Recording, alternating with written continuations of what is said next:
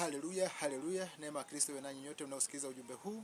Ni mwalimu wa Biblia Tanzania, Mwalimu Joseph Andrea. Leo somo naleta linaloitwa la Sabato. Maana nimeahidi muda mrefu sana kwamba nitalileta somo linalohusu wa Sabato. Nitaleta somo linalohusu wa Sabato. Mara nyingi nilikuwa nikitoa masomo, nilikuwa nikiwajibu baadhi wa Sabato.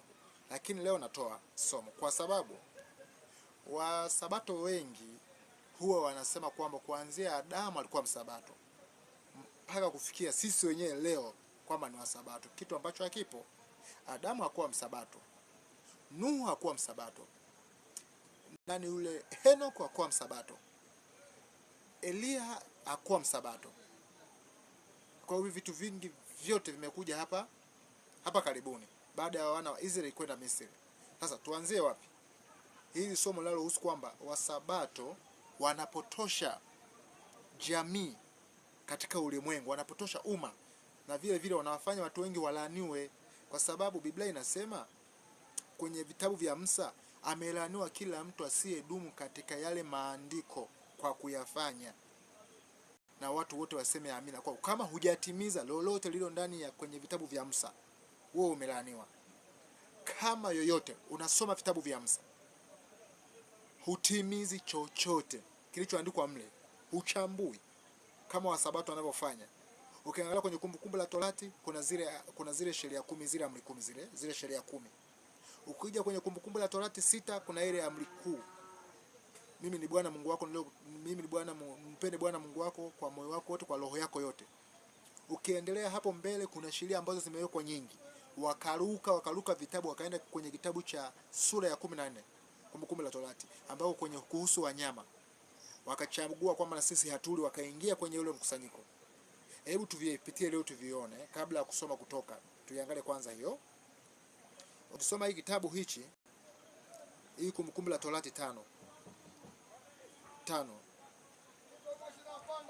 inakwambia, kumbukumbu la Torati 5:6, mimi ni Bwana Mungu wako niliyekutoa katika nchi ya Misri, katika nchi ya utumwa,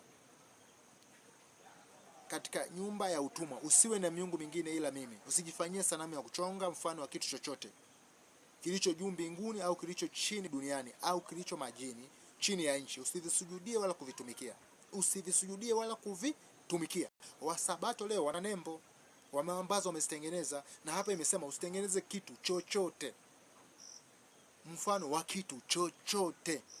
Wana nembo, wana manembo yao wametengeneza, na misalaba wameweka. Hasa hii misalaba walioiweka inaingiliana vipi na hizi amri?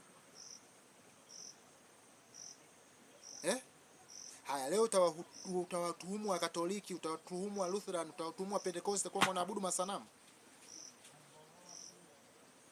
Haya, tukiachana hiyo, tuangalie kwenye kumbukumbu la Torati 6.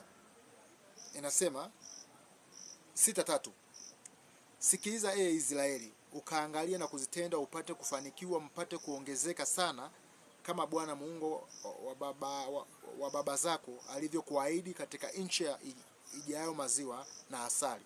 Sikiliza Israeli, Bwana Mungu wetu Bwana ndiye mmoja, nao mpende Bwana Mungu wako kwa roho yako yote na kwa nguvu zako zote na kwa nguvu zako zote.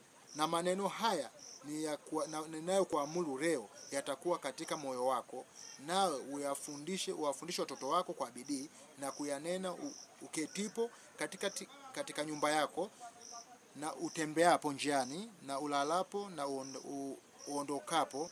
Yafunge yawe dalili juu ya mkono wako, na yatakuwa kama utepe katikati ya macho yako. Tena yaandike juu ya milimo ya nyumba yako